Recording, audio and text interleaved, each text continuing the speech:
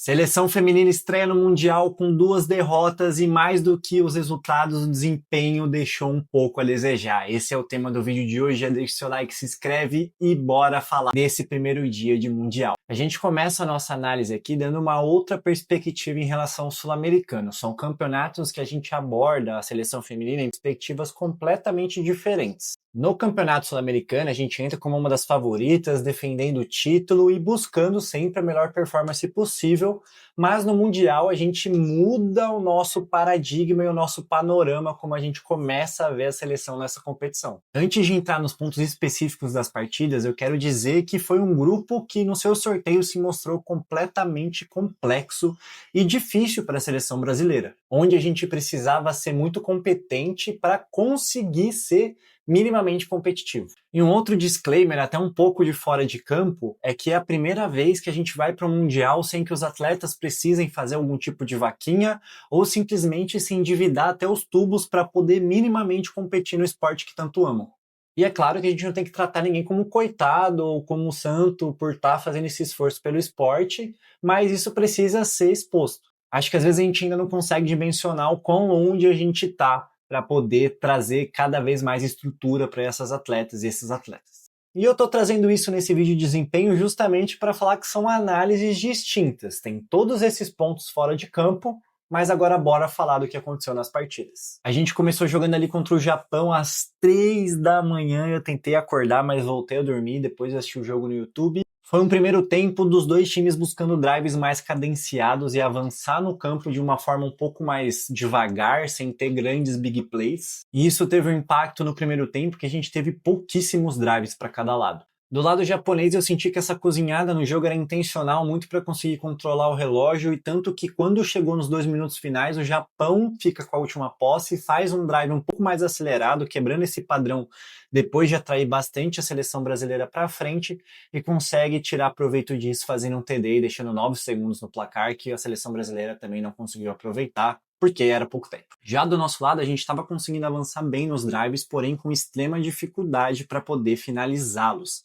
Quando o campo acabava e a gente não tinha tanta ameaça vertical para puxar as defensoras japonesas, a gente penou muito com a boa tomada de decisão da defesa japonesa para fechar os espaços para a gente. No segundo tempo, o Japão tem o jogo oferecido para ele, né? Já estava 13-0 para a seleção japonesa, a seleção brasileira não conseguia pontuar, e logo no segundo tempo, 2 interceptações em drives seguidos praticamente matam a partida para o time japonês. E aqui a gente pode falar que dos 32 pontos da seleção japonesa, 19 foram provenientes depois de turnovers do ataque brasileiro, que ficou muito abaixo do que a gente tem de expectativa e do que a gente sabe do que essas meninas podem jogar. Foram 3 interceptações no segundo tempo, que não pode acontecer nesse nível mundial. E para dizer que eu só não falei coisa ruim, eu vou falar sempre em aspectos negativos de forma coletiva e positivos de forma individualizada. E eu quero falar aqui da atuação da Jenny, da interceptação, que foi uma interceptação com um aspecto técnico muito bonito, um bom late hands ali, uma boa concentração. Ficou meio ruim no frame, mas acho que a bola bateu na jogadora japonesa e ela conseguiu estar atenta ali para roubar a bola. E eu também gosto de ver mais minutos da Olivia em campo, assim, acho que a Olivia é um projeto também para posição de quarterback para o Brasil que tem que ser olhado com muito carinho, e ter a estatística de minutos de jogo é importante. Eu ainda acho que ali que é a melhor para a posição no momento, em comparação com outras QBs até que estão de fora do ciclo da seleção. Mas se existe essa expectativa na Olivia, é bom que ela tenha esses minutos em campo nesse Mundial para ganhar quilometragem, rodagem. Porém, ainda acho que ela comete alguns erros de leitura ali, de tomada de decisão principalmente. Mas tecnicamente ela tem muito potencial até para as próximas competições brasileiras. E como terceiro aspecto positivo foi a atuação da Giga. Acho que ali no começo do jogo ela conseguiu ter bastante impacto na partida, atrapalhando a QB japonesa e fazendo com que ela tomasse decisões mais apertadas e tivesse que forçar algumas bolas ali que a defesa brasileira conseguiu contestar. O que eu fico de conclusão nesse jogo é que talvez se a gente tivesse num dia mais inspirado, o jogo seria mais competitivo, a gente erraria menos e talvez conseguisse voltar nessa partida, mas não foi isso que aconteceu.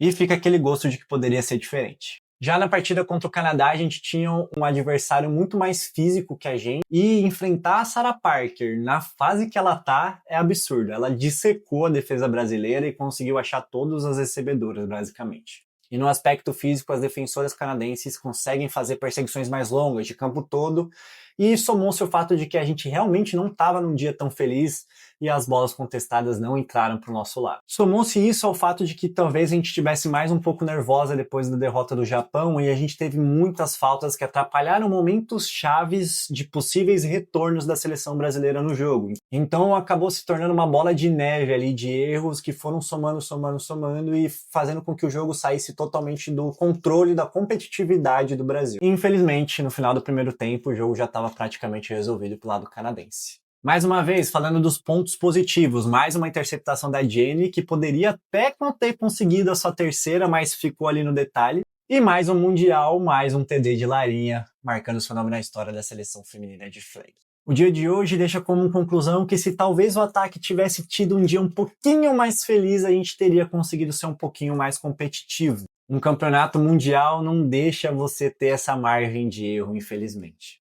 E a partir daí, com o jogo do Japão mais parelho, talvez a gente tivesse conseguido roubar essa vitória e ter ficado numa posição mais confortável no grupo. Amanhã o foco tem que ser buscar um desempenho melhor, aí sim se tornar competitivo contra o Panamá, porque existe a condição de que seja um jogo competitivo, e aí buscar a vitória, e aí entender o que a gente pode esperar nessa possível lower bracket, pra gente buscar a melhor colocação possível. Se você gostou desse vídeo, deixa seu like, se inscreve, manda pra alguém e fui!